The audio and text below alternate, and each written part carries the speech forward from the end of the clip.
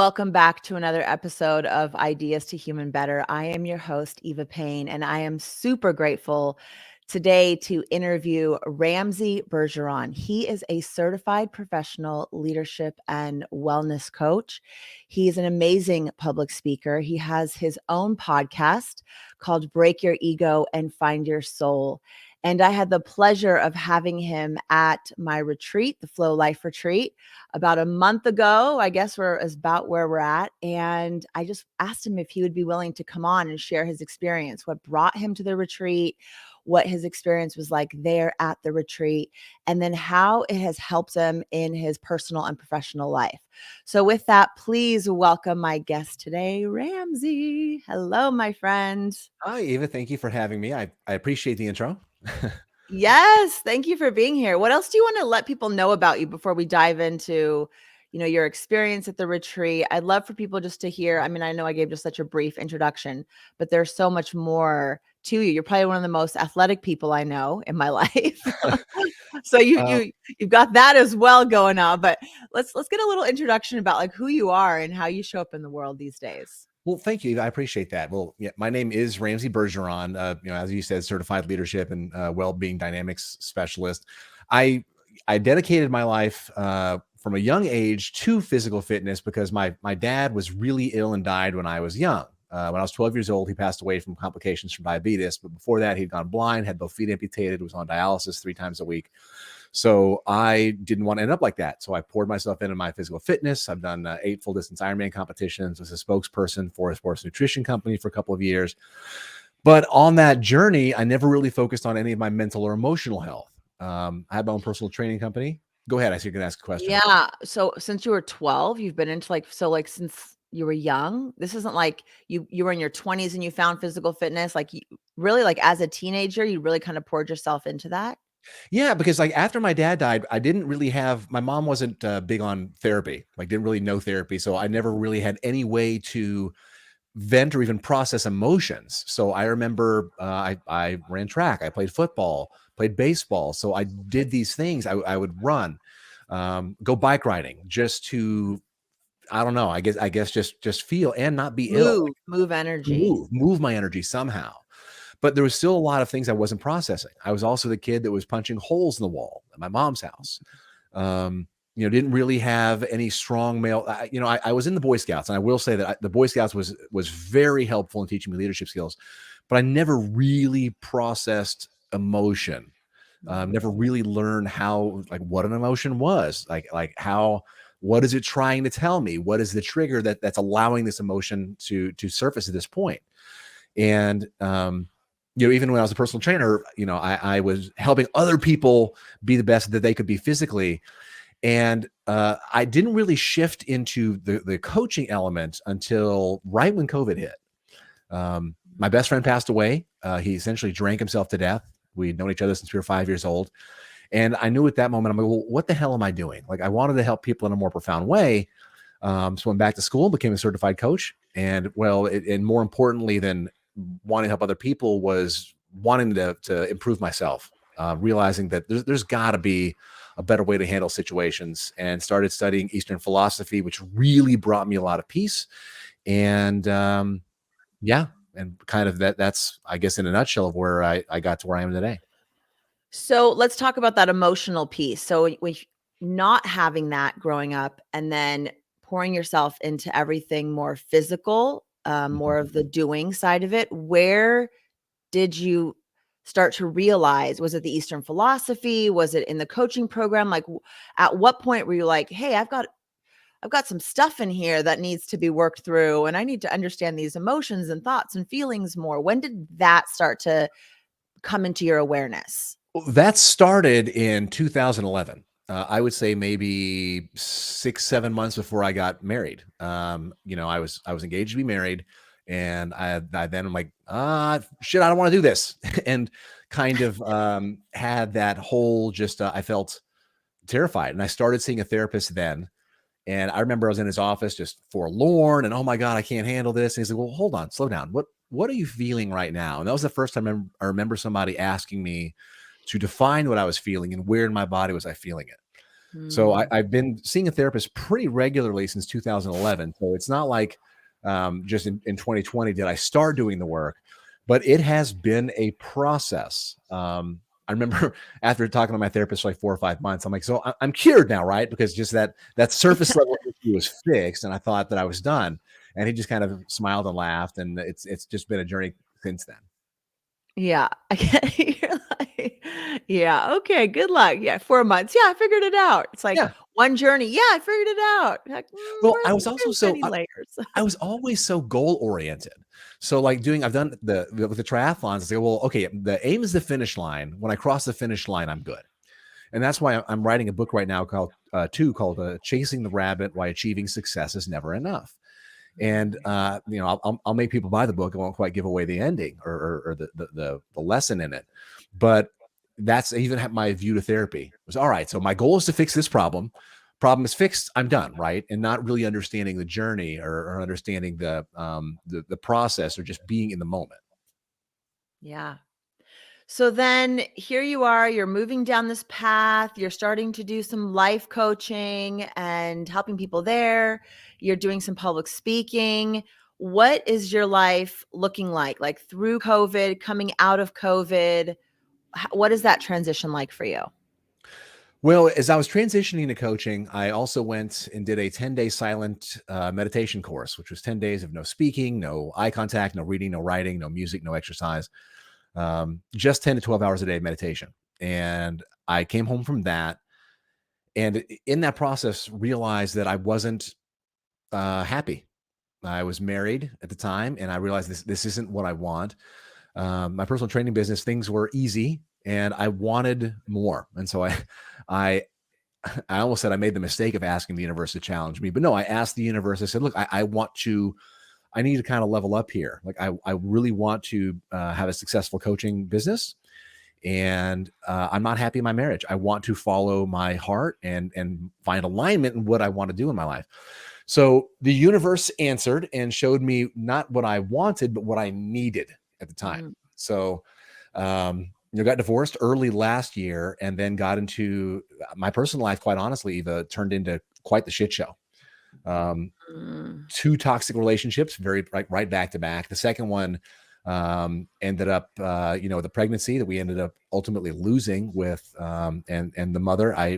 And everyone has their own issues, so I don't want to speak negatively of her, but it was challenging. She had some mental diagnoses that made the relationships very, very hard. mm. And I didn't leave. I stayed with it because as a coach, oh, I can see why this person is this way. I want to help. I want to help. But self-sacrificing any respect or self-dignity that I had in the process. And then once she ultimately lost the pregnancy, I at that point realized that it was the lowest point of my life. I was alone. My business was great. I was, executive leadership coach. These companies bring me in, and that's the only time I really felt purposeful was when I was working. But other than that, it was a very dark night of the soul. I was in my pit for sure. Yeah. Um, and that lasted, I guess, gosh, from September up until early January this year. Yeah, I remember you saying something to the effect of you were asking your word last year or you were asking for abundance.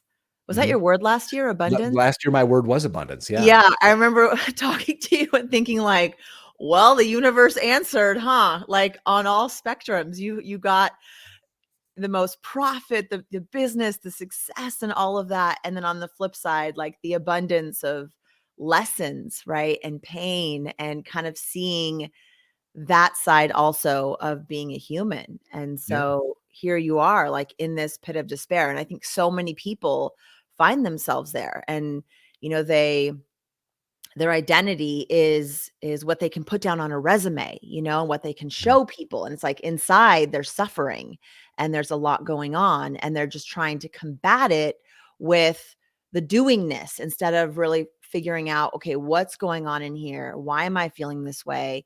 And how do I work through this? And sometimes it just is time. But what were you finding for you? You know, you're sitting in this and you're sitting in this and you're stewing. So was there something, did you just need to be in there in that time and kind of have that, I don't want to call it a pity party, but you know, just kind of being in that sad place and that hard place Mm. for a while? Like, what was it that helped you to kind of start to go, okay, enough is enough of being in this space. I need to shift something. Well, I never really processed the divorce before I got into another relationship. Like the first toxic Mhm. relationship I hopped into is almost like 2 weeks afterwards. And she pointed out the serendipity. If she had the same name as my ex-wife, and the dog's name was the same, and I had never encountered like or really knew what a narcissist was before that point, and she love bombed me, and then I caught her, in bed with someone. Quite honestly, like 2 months later, and Mhm. that shattered me. And then waited a month or two, and then hopped into this other relationship that ended up devastating me as well. So it wasn't like I was trying to do all the things to pull myself out of the pit. And the first thing was with the Vipassana meditation I did was, all right, let's just observe the energy. It's not my pain. Let's just observe it. And then after I did that unsuccessfully for a little bit, the dam broke and I got in touch with my feminine. And I remember at one point just crying, like just ugly crying on the floor, and my younger dog, who's he's behind me right now, but if I cry he'll come up and howl and kiss me. He's part Malamute, so he's very very emotionally in tune with me. But realizing that in that moment, I realized, well, I have to experience this pain. Like that's a part of life, is experiencing this pain and Yeah. embracing it, and knowing. I have my sound healer who I'm close with. She said, your branches can only grow as high as your roots grow deep. Like you're going to be able to help people in such a profound way once you get through this experience. Yeah. And that was reassuring that, okay, I will get through this. And I always talk about the difference between an intellectual understanding and an experiential understanding. Like as a coach, I know that this pain's not going to last forever. This feeling's not going to last forever. These thoughts aren't going to last forever. But in the moment, it felt so overwhelming, and I didn't know how to pivot my thoughts in general. I was doing all the things. I was going to therapy. I was journaling. I was meditating daily. I started going to a program that helps people deal with codependent behaviors, and none of it really seemed to be enough. It helped, but not to the extent of allowing me to look at things from a different perspective. I was stuck in this mental rut of just replaying the same scenario over and over, and didn't know how to get out of it.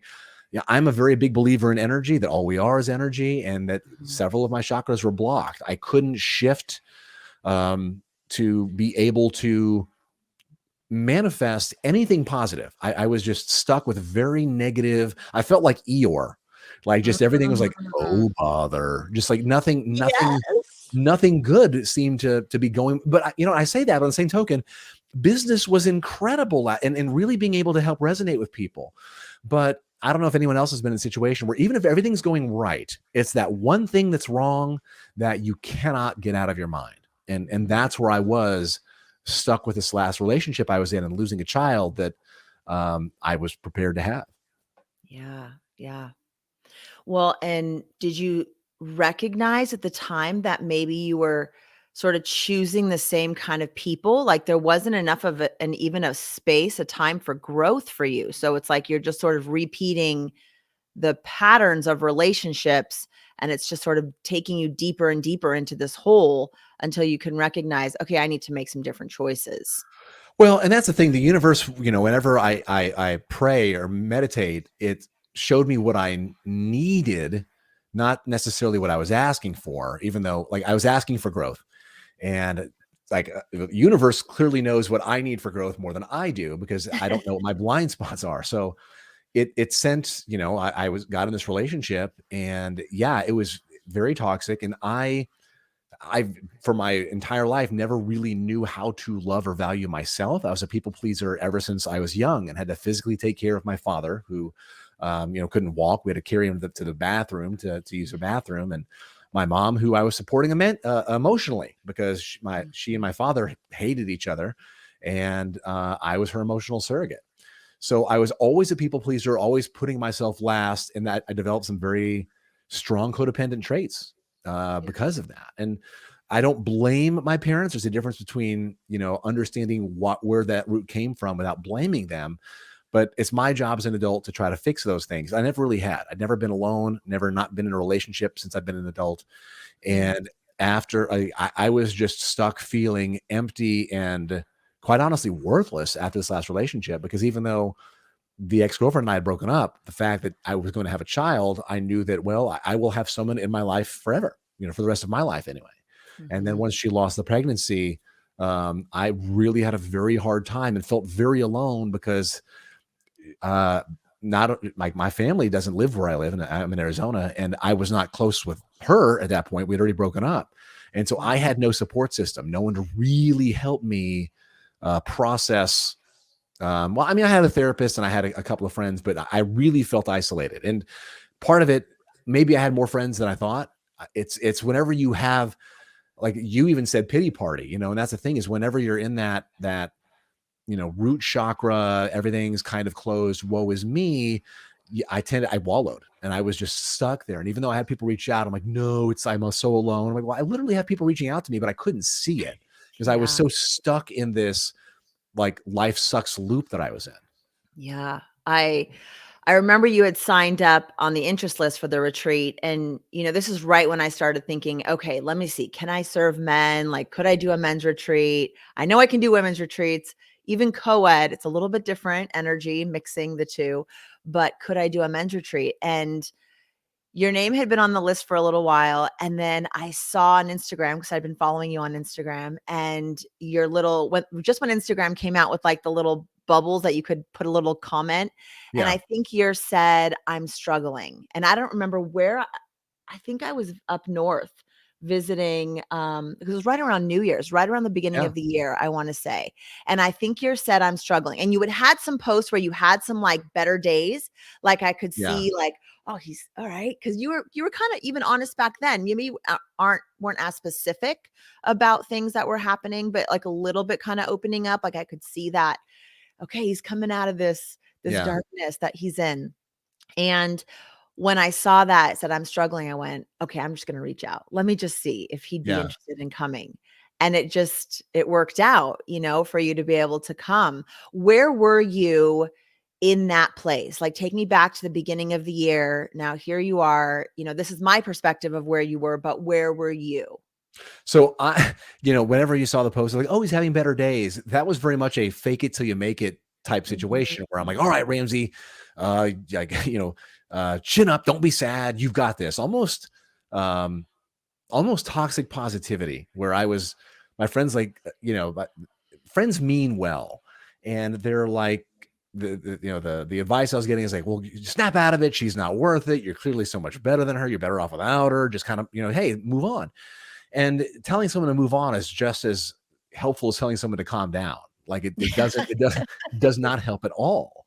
And I'm like, all right, well, and then I was shaming myself. Like, I'm like, coach, what the hell's wrong with me? I should be I should be better than this. I should be in a better place than this. And the irony is I tell my clients, don't should on yourself. Like, don't use the word should. Should is just could with shame attached. Like, you simply are where you are. And then when you reached out to me, I took that as a sign from the universe, because I was honest to a point that, yeah, I'm struggling. I have learned enough that I know that I shouldn't isolate when I'm in those really, really dark places. So by sharing that, that's me putting it out to the universe of, I need help. And Mhm. you reached out, and I think I almost either signed up that day or we set up a call for like the next day or two. Because I'm like, yes, this is, I didn't have any speaking events the weekend that the retreat was. You said, hey, it's up here. And I was like, yeah, let's do this. Yeah, it was like the middle of the night when I saw that, and I thought, "I'm just gonna reach out." I try to follow my intuition when it comes to people, and, on this interest list, and, like, who who feels right? Who's ready? And Yeah. then when I saw that, I went, "Okay, like, if he's ready, he'll come. If he's not, he's not." Yeah, and it just worked out. So then here you are coming up to the retreat. So let's talk about your experience there a little bit. I'm, getting there, and just sort of your mindset and your feelings and everything prior. Let's talk a little bit about, like, prior to the journey, prior to, like, going in with a psychedelic? First of all, you had some psychedelic experience. Plenty of people have zero who come to these retreats, but you had a little bit of experience prior. Do you want to share any of that, or just that you've Sure. had some experience? No, I do, and I want to preface this with I Yeah. really strongly believe that um, the more that comes out about I call it plant medicine, or just Yeah. the medicine in general, the more we realize what a helpful tool it is if it's used the right way. Um, it's been demonized, and I'm glad that now research is starting to show the benefits of it. I was a very anti-drug person growing up. Like I Mhm. never smoked weed. I remember going to a concert here to watch Guns N' Roses when they reunited maybe 5, 6 years ago. And there were people smoking weed in the audience, and I was like, "Those drug addicts! Look at those drug addicts up there." I was all angry at it, I and felt the same way. Don't worry. I had the same yeah, judgments growing up. and Totally the and same way. and and so I was always very anti-drugs, and then after my best friend passed away, a friend of mine said, "Have you looked into microdosing?" And I was like, "No," and I'm like, "No, it's crazy." He's like, "Well, just look into it." And so I started researching it, and there was nothing about people jumping out windows or any of the stuff the stuff that I heard growing up. And then I started reading a book called How to Change Your Mind by Michael. I can't Michael remember his last name. Pollan. Michael Pollan. Yeah. And it really showed a different side of that. And so, yeah, I started using psilocybin therapeutically on my own and did a couple of larger doses. And it was the first time in my life that I felt like, and I guess it was like on the year anniversary of his death. So it had to been like July 2021 that I did the first larger dose. And oh my God, it really opened my eyes up to the nature of oneness, of unity, of interconnectedness. And I knew the power of psychedelics. um, I also knew how scary it could be if I didn't have it facilitated the right way, especially when I was coming in with a lot of emotional strength, or I don't like the term baggage, because every emotion teaches us something if we're willing to listen. Um, so I that's why like your retreat had intrigued me so much. But yeah, so I had experience with psychedelics, Mhm. just only mushrooms, and then one journey with ayahuasca. But again, none of this, like I'm not taking this and going to party. It's always been Yeah. like with meditation, with intention, with using it as a healing modality for my energy. Yeah. And like you said, Ramsey, you did everything else. And I think that's the thing. Like, so many of us humans out there have tried everything else. I mean, I speak mostly to women, but so many of them are like, I've been on every antidepressant, every anxiety medication. I've been in therapy for 20 years. I've done EMDR. I've done all the yoga. I've done all the meditation. I've exercised. Like, I've changed my diet. What else can I do? Like, am I just meant to suffer?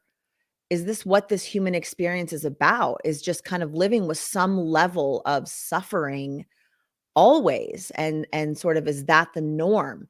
And I think what plant medicine and what the earth is really offering us is a way to heal, a way to come back to ourselves. And when we really start to look into the research, we can see that you can't overdose on magic mushrooms, aka psilocybin.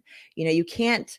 You're not going to become addicted. This isn't something that you're going to want to party with. In fact, the more you take, the more you want to just be alone. You don't Yeah. really want to be out socializing. I mean, it really is. It's intelligent, right? It knows you in that moment and what you need to evolve and to heal. It's brilliant the way that it works, and all the studies in the 60s and all the studies that are happening now, whether it comes to emotional healing or actual physical healing. They're looking at it for Alzheimer's, stroke, anorexia, obesity, depression, anxiety. I mean, anything, any kind of brain injuries. So it is magical. It is the earth saying, here you go, humans, if you're willing to get past your own stigma and get out of your own way. So I'm really grateful that you said, okay, let's try this in a safe setting where I can really explore and work on whatever is still here lingering. And then being able to stack it with these other healing modalities. I think that's really beneficial in a retreat setting. Because like you said, you can do it on your own at home and have your experience. So let's talk a little bit about being at the retreat and what that experience was like, and maybe how it was different from having your own experiences. Well, I want to apologize to you for the Yeah. first time because I was quite the asshole for the first 3 days of the retreat, and I was I was stuck with such negative emotion that Yeah. my attitude wasn't great, and I was literally just projecting negative energy, and I recognize that now. At the time, I was just stuck in my own head. It was literally the every thought was around how I guess forlorn I was, how um, Yeah. I just I was suffering was a great word that you used there, and I could not get out of it. It was a you know I've in the whenever I was younger I suffered from really bad clinical like depression, and it felt like that again. And whenever I did the larger dose of psilocybin the first time was the first time in my life I recognized I don't have to be depressed. But this was just such a I don't have any children, so like the experience that I went through really hit me very hard.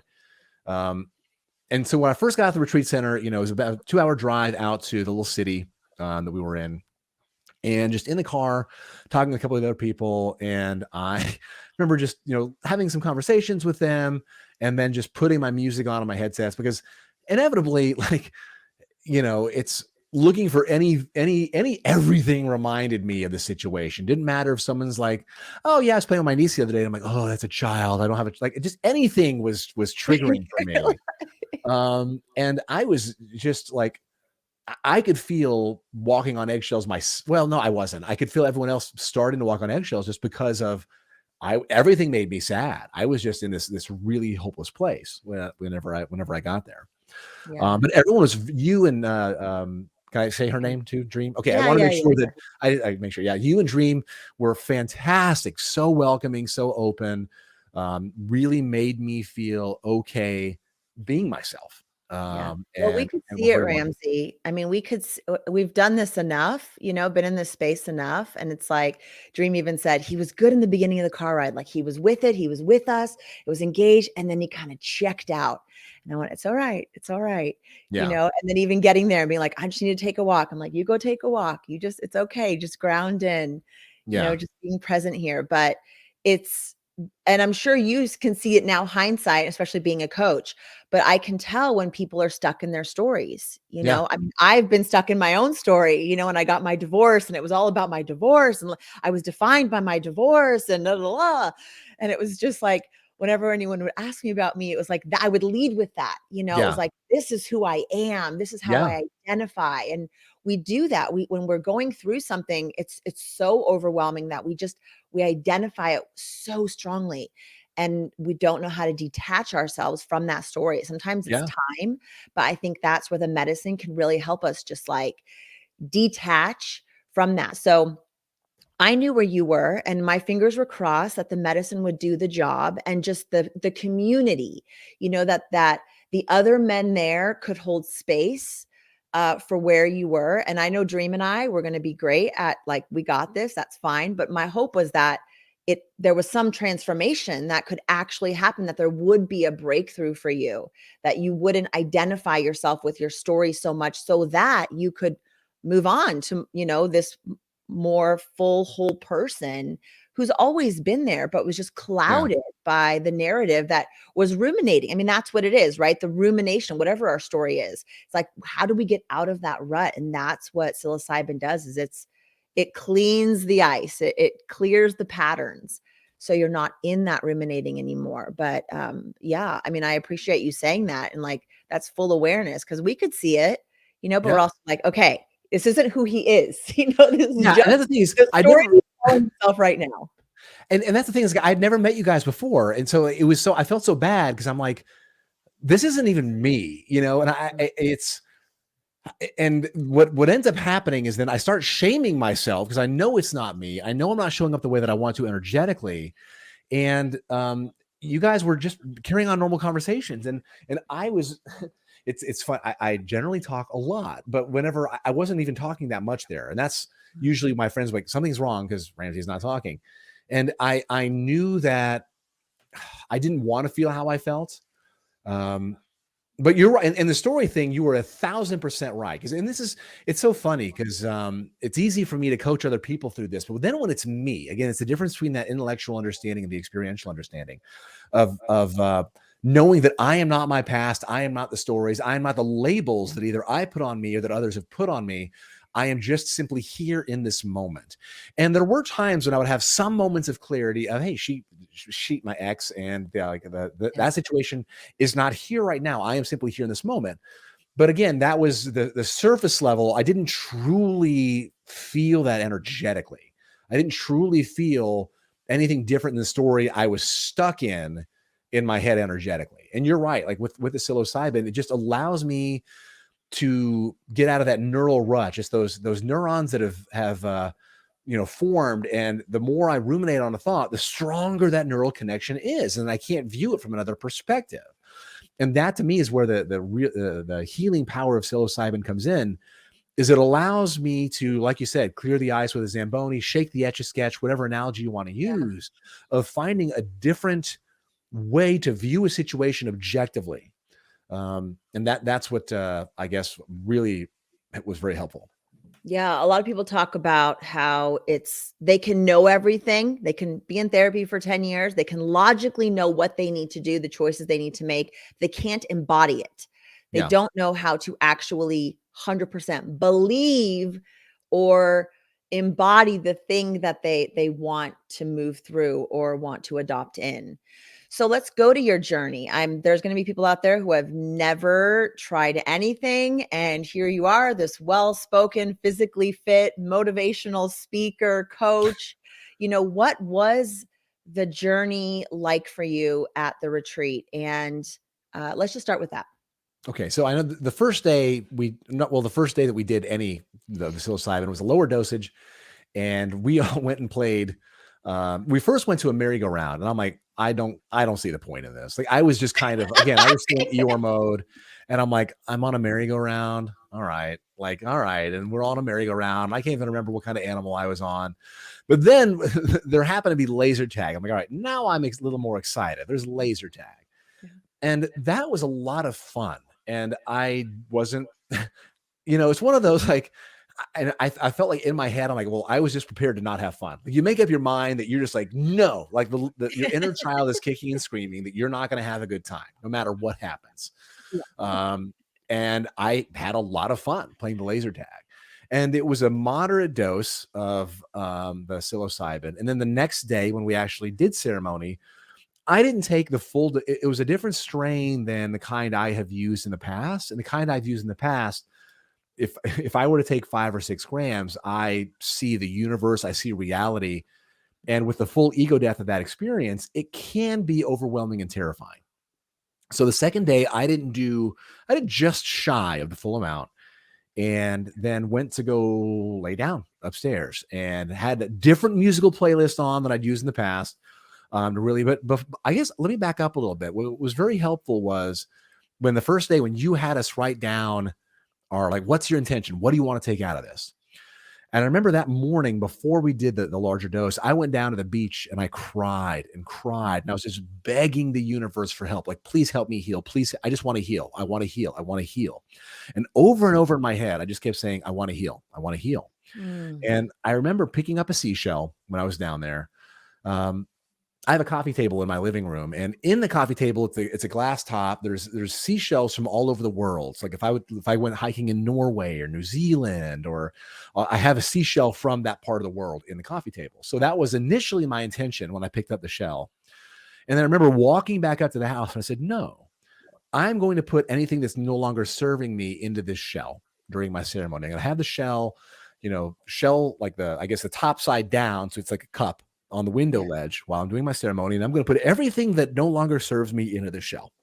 Energetically, you're speaking. Energetically, yes. Yeah. During ceremony. So I left the shell there. And then I just, I put my music on and I laid down and just, it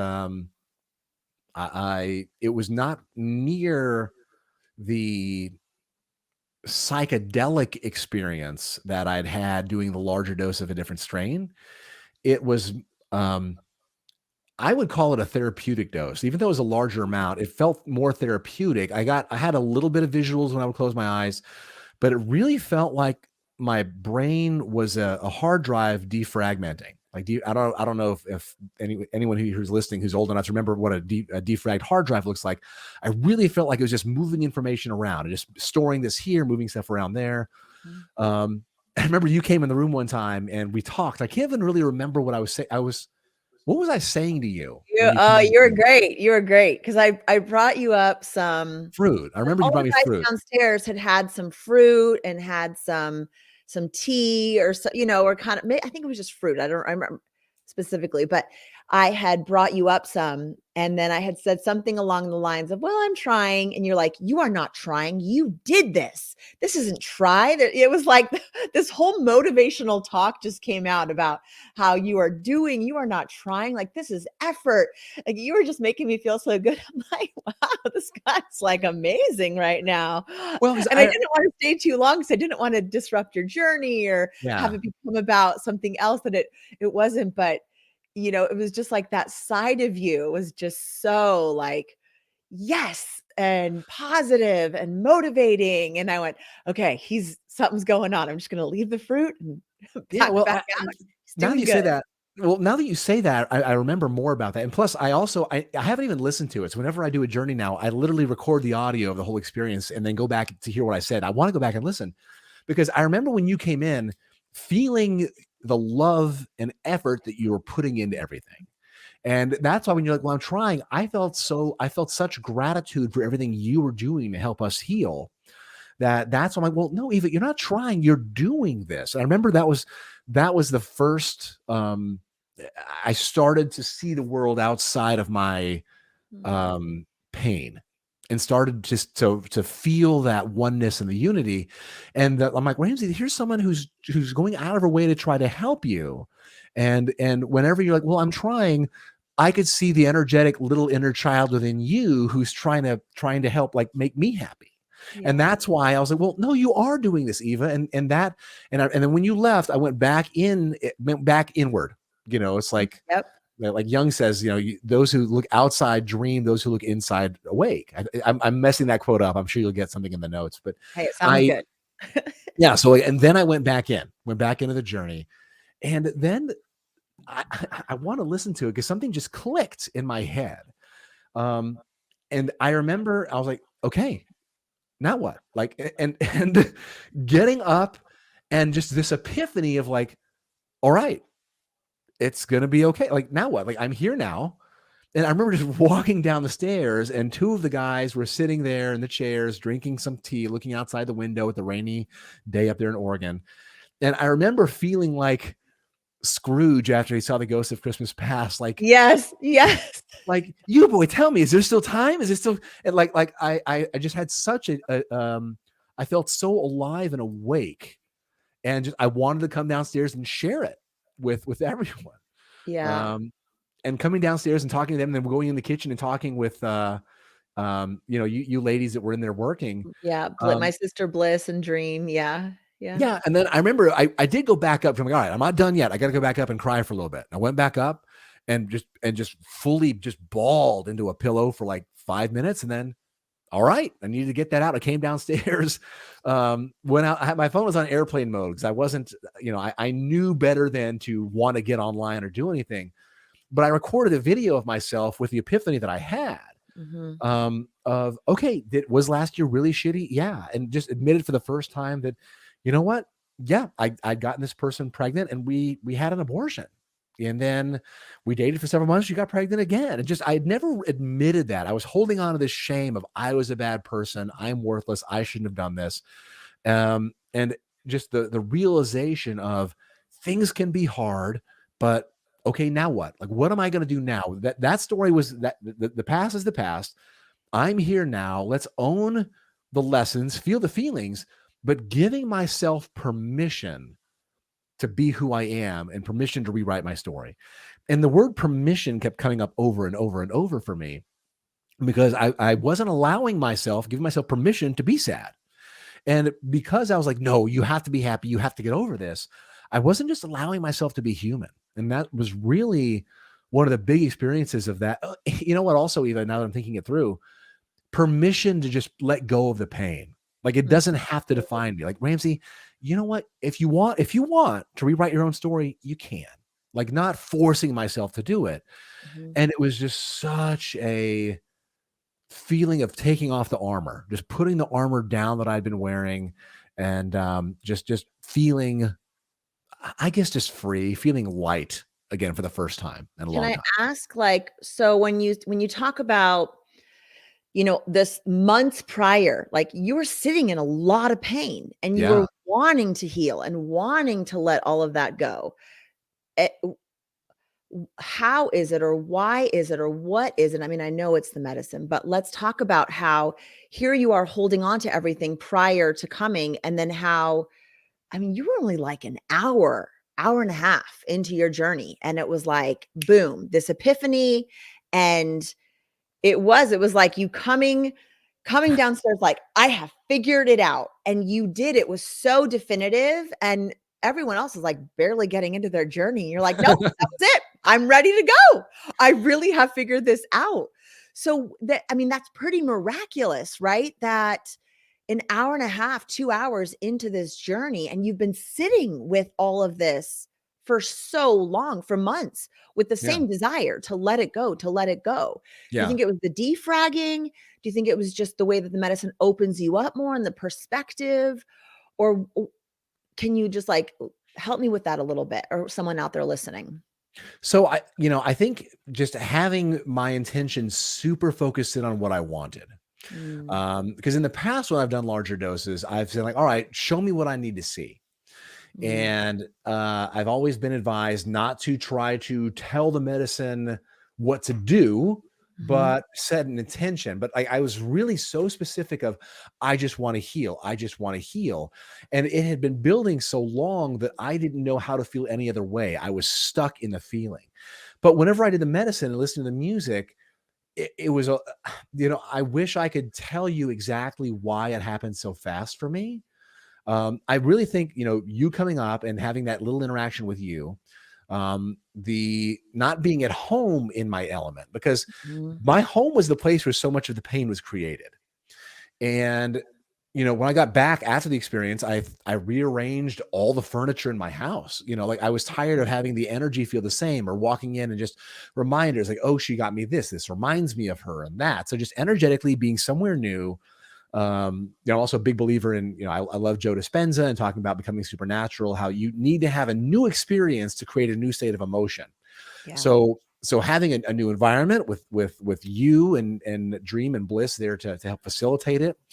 And having done the psilocybin before, I knew the power of it, and just trusting it and saying, all right. Mhm. So, and whenever I wasn't feeling anything with the mushrooms, instead of sitting down and being passive with it, I said, no, I want to heal. Really help me heal. What do I need to heal? What do I need to heal? And it's repeating that mantra over and over and over in my head during the process, um, while at the same time being silent when it was time to listen to what the medicine was telling me or teaching me. Um, and I've always been a fast learner. I don't know. There have been times when I've gone on a journey, and I am deep in the journey for 5-6 hours. And this wasn't like that. Like you said, like, once I was out of it, I was out of it. And it was the shortest duration I've ever had. Part of it was because I wasn't continuing to lay there. I got up and I was interacting. Yeah. Um, and it really was, I don't know. This is the longest I don't know that I've ever given. Well, I probably You're given mushroom. you were done suffering. That's what I tell people. I'm like, "Are you done suffering? Yeah, Are I was you just done. ready to heal?" I And think you were just done. You're like, "Yeah, I'm done. I'm done. and What do I need and to do?" and to the point, it was all something that was just, and it's not like if I break a leg, it's going to take me months for that leg to mend and Mhm. heal. This was literally something in my mind, a story that I had created, an energetic block that once I shifted the narrative, the energy shifted and it was gone. I let it go. Now, do I still have days where I feel sad? I do still have days where I'm sad. I Sure. don't have days where I feel overwhelmed with hopelessness anymore. I Whenever I got back, I had 3 new jobs signed for me to speak. I have a 2-day workshop I'm teaching now. I'm flying to New Zealand in 5 days for 2 weeks to just be in touch with nature. Like, it gave me, like, it started the train to roll on the right track, and now the momentum is taking it forward. Like, but I just couldn't get that initial, um, burst of energy to get the train rolling it down in the right direction. And that's what the mushrooms did. It gave me, said, okay, here we go. But it's up to me. It's up to me to integrate. And I remember having the integration call a couple of days afterwards was very helpful as well. The lady who you had help us was Ashley. Ashley Yeah, was Ashley Misho. Yeah, let's was talk about that. Let's talk about the integration and, yeah. so you have this epiphany, you come to this retreat, and now you gotta go home and live. And Yeah. so, like, now what? Like you say, now what? Well, So I was scared. I was scared. So, I didn't want what I call Biggest Loser syndrome, because back when I was a trainer, the show Biggest Loser, like, everyone goes and has all this fantastic weight loss.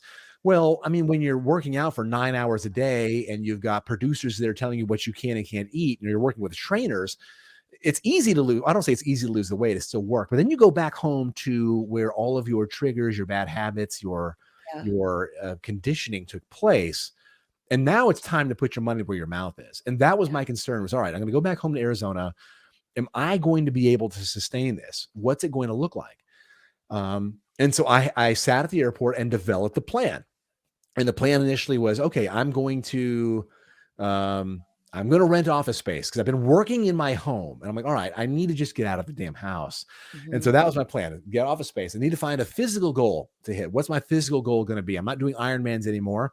I actually signed up last week. I'm going to be doing a 12 and a half mile swim around Key West in June, all that. which terrifies me. But I'm like, no, I need something to aim for. Yeah, Um, and so setting up, what do I want life to look like to help me continue this, help me continue healing. And that's what I did. And the yeah, integration call also talked about, like, needing to surround myself with other entrepreneurs, other people who are business minded, who are focused. And I've got some friends who, one person I've gone into business work. I work, with him now on this app to help people with their affirmations. Like, they literally, I'll help coach them on creating their own affirmations. We have voice actors and music we'll put behind it and send them this link of this powerful thing. So he and I sit and we'll have lunch and we'll just spiral these fantastic ideas of creativity together. Yeah, it was just a matter of clearing the blocks mhm, and what do I want to create moving forward? yeah.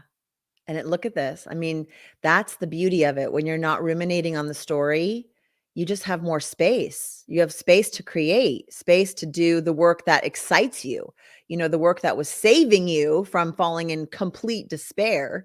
Yeah. But now you could do it with this openness and this intention and this excitement because that story isn't taking up so much mind space anymore. Right? Yeah. Whenever I coach people, I talk about with the school that I was certified in with coaching. It's through IPEC, the Institute for Professional Excellence in Coaching, and I do this assessment called the ELI. And that we talk about, there's two main different kinds of energy we have: catabolic and anabolic. Where catabolic is really just fight or flight mode. And Mm, even if you're talking about something you're excited about, if you're stuck in fight or flight mode, you can't enjoy life. You're literally you've got cortisol in your system breaking down body tissue to help you outrun the bear.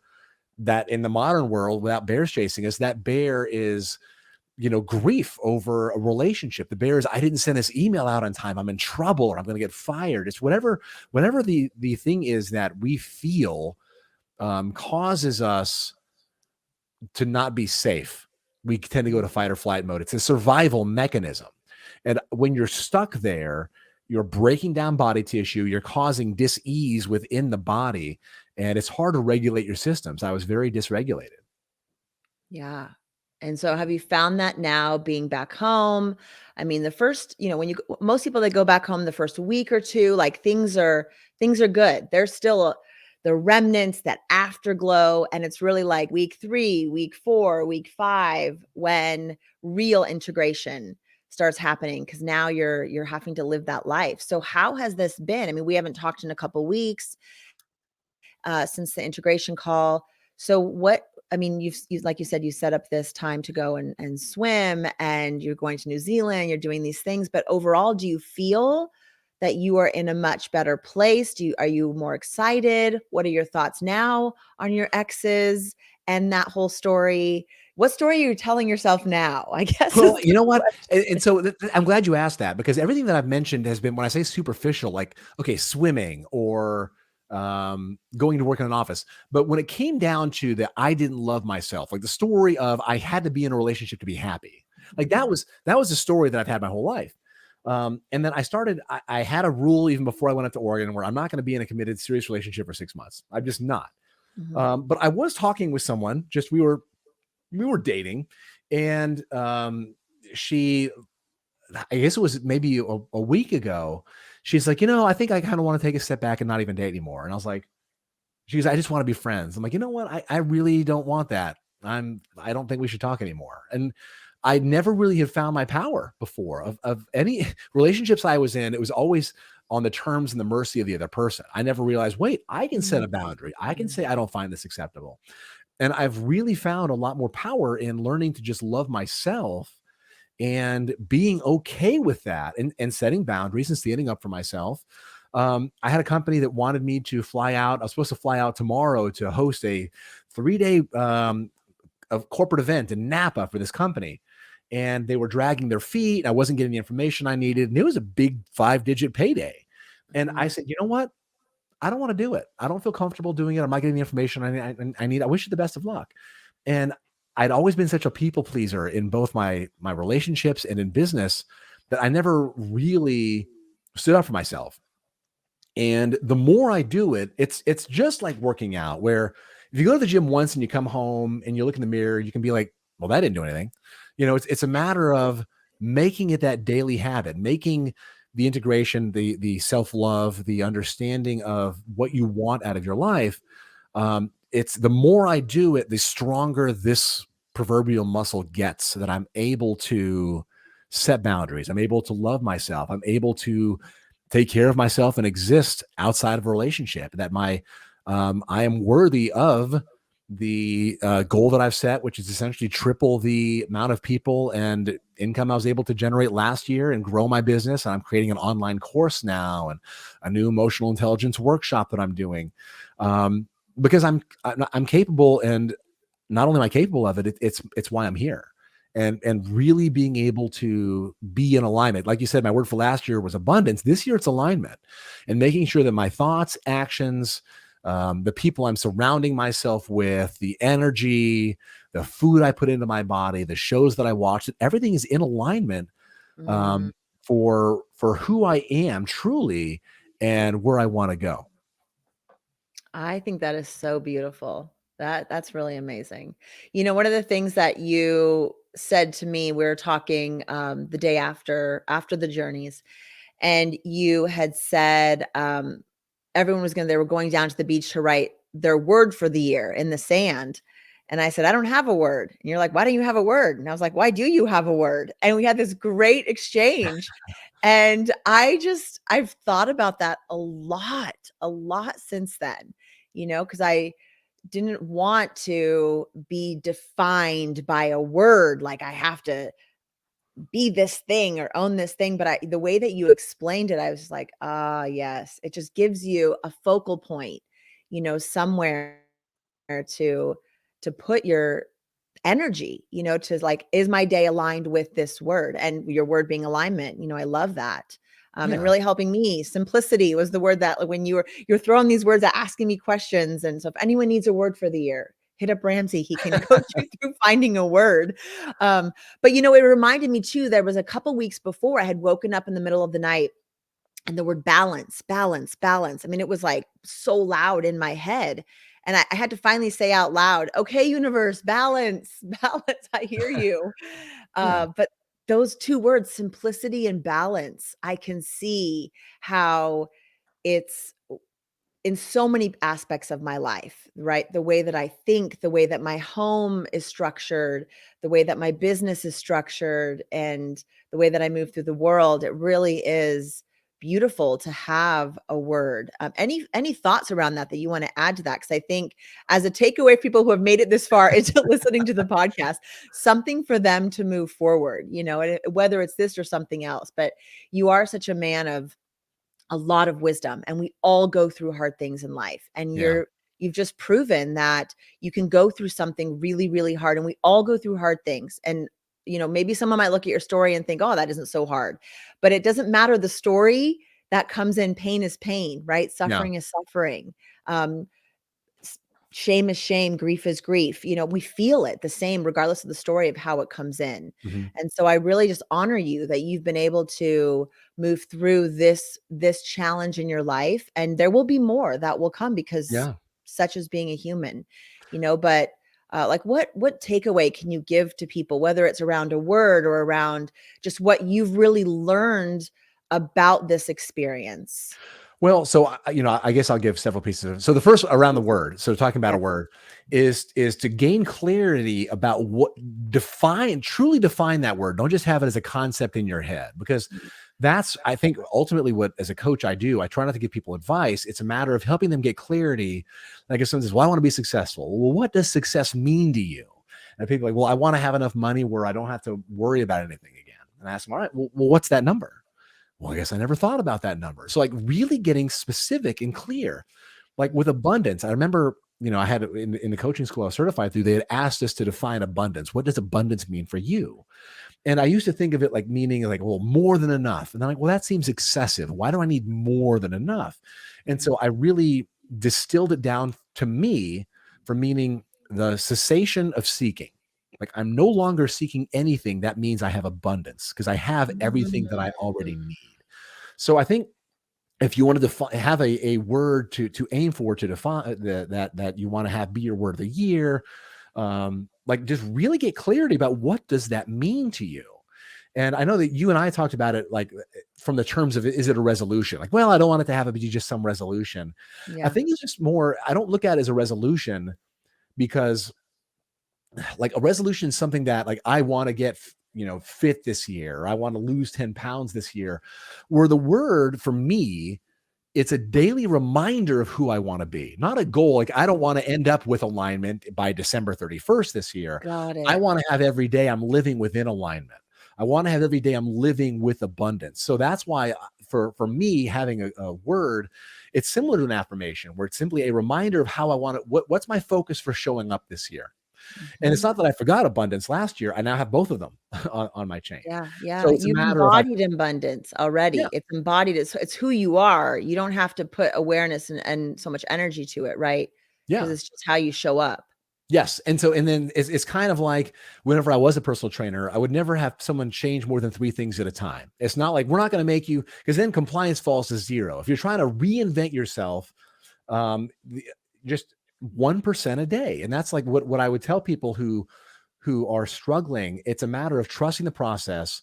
A support system is fantastic. And I truly believe in the power of plant medicine. Again, like do all the things. Like I strongly believe in the power of therapy. I strongly believe in the power of a strong support group that will pick you up. I strongly believe in journaling. I strongly believe in doing the shadow work, really understanding your origin story. And again, emphasis on story. Like, what is the story you're telling yourself of your childhood? If it's like, oh, it was a terrible childhood. All right, well, did you struggle? And there's a difference between being victimized and being a victim. You may have had a challenging childhood. Like I had a very challenging childhood, but I did what I needed to do to survive. And it's just a matter of not shaming myself or my parents, but understanding that those, the coping mechanisms that I developed to survive, they just may no longer serve me. And thanking that version of myself that created them, because it did allow me to survive. And not shaming myself for it. Like not shaming myself for the codependency I had, because I developed that to be able to survive. I developed that to be able to feel safe with other people, because I didn't know how to relate to other people and didn't know my value. Because again, permission, it just, for me, it comes back to that word permission, giving myself permission to be human, to say, you know what, it's all right. It's okay that I don't feel complete, but I am complete. Mhm. And just giving myself permission to feel the inadequacies and also enjoy the growth that I'm experiencing in this journey as well. Yeah. Oh, that's so beautiful. You are a very wise man, and I'm really grateful that you said yes to coming to this experience and this journey, and I'm grateful that I got to be a part of that healing process. You would have got there anyway. You're the type of person, like, come to this retreat or not, you would have figured out a way to, like, do everything you're doing now.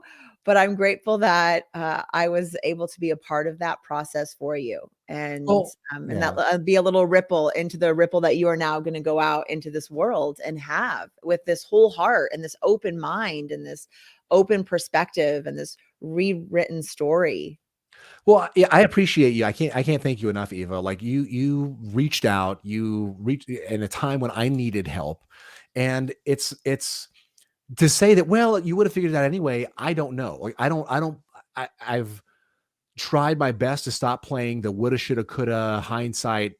If this happened, then this would have happened. Well, what Yeah. happened simply happened. Like Yeah. the path we took was the path, or else we wouldn't have taken it. Yeah. So I appreciate again, whenever I can't remember who said it, but you think about it, whether it's atoms merging or people talking, any two items, whenever they come in contact with each other, their energies are never the same. Yeah. So you get two atoms together, their energy will always be different, and my energy will always be different because of you. Like you have helped. The ripple effect works in every capacity. So now Yeah. any person that you go in contact with, just those little things about us talking about what the words mean, and for Oh, me, I've already talked to people about it. yeah. So It's hard. and this morning, I'd never done a cold plunge before the retreat. Now I have a cold plunge thanks to us taking that dip in the Pacific Ocean. This morning I did it and I feel alive. I try to do it as many mornings as I can muster up the gumption to get out there and get in the water. And I am forever thankful. And I've already recommended your retreat to several close friends of mine and associates that I think would benefit greatly from it. And I am so proud to know you being a pioneer in this Aw. space, and so thankful for you and Dream and Bliss and the other guys that were at the facility or at the retreat. Mhm. And if anyone is on the fence about having this experience, um, I will say you have nothing to lose. Like to Eva's point, you cannot overdose on this. You will be able to look and process things differently and work through some pain or trauma or whatever you feel might be holding you back. It's such a profound experience that I highly, highly recommend. Thank you, sir. I appreciate you. Now, if anyone feels really connected to you and your energy, how can they get in touch with you and work with you? Do you work one-on-one? Are you more corporate? Like what is sort of your focus and moving forward so people can sort of know where you're going and if they're whether they themselves or their company would be in alignment with where you're going? Well, thank you for asking. And when it comes to, I do both individual and corporate work. I generally don't discuss plant medicine in the corporate arena just because it's a little, I get it. but I get yeah, it. but I do one-on-one work. I'm also developing right now a 7-day leadership retreat that I'm looking to have possibly on the big island of Hawaii or maybe here in Arizona, somewhere up north, maybe Sedona. And I'm probably, Eva, quite honestly, just going to steal this and have this just be an episode of my podcast as well, because the conversation has been Please. great. No sense in repeating it. But my website is bergeronwellbeing.com. Again, my podcast is Break Your Ego, Find Your Soul. And if you're listening to this on my podcast, Eva's podcast, Ideas to Human Better, I want to make sure Absolutely. Yeah. but yeah, so I do one-on-one work. I do motivational speaking. People can, I've traveled all around the world to speak. So I'm definitely open to helping people learn to reframe their stories and understand that it's not what happens to you. It's the power of your perspective of how do you take what's happening around you and reframe it in a way that empowers you. It's beautiful. Thank you, sir. I appreciate your time today and have the most amazing time in New Zealand. I'm so excited for you. Thank And you. just with everything ahead, please stay connected. And if I can ever do anything for you or offer anything, I'm here for it. So we are Same in each here. other's circle of awareness now for a reason. So I agree. Everything happens there with interconnectedness. There's not a doubt in my mind that we will cross paths and work together again to help people. Absolutely. Okay, hang on one second. Let me say bye Sure. to everyone, and I'll say bye to you as soon as I hit this recording. Thank you, Ramsey Bergeron, so much for being on this show. What an honor. I mean, what an amazing man. What a great speaker. And you can just feel his energy and the goodwill that he is putting out into this world. And if you've at all been inspired by his journey, or you feel like there's something inside of you that like resonates with what he's saying, just be curious, lean in. I'm not saying tomorrow you need to come and sign up or go to retreat or any of that, but it's just about following your heart, following that intuition, following that nudge when it says, look over here, what about this? I promise you, plant medicines are here to actually help us heal. They work. I've seen it time and time again, and they help us get out of our own way. They help us rewrite our stories. They help us open our hearts and open our minds. And I'm so grateful for you for being here today. Thank you so much for joining us on another episode of Ideas to Human Better. I am your host, Eva Payne. And until next time, have a beautiful, wonderful day.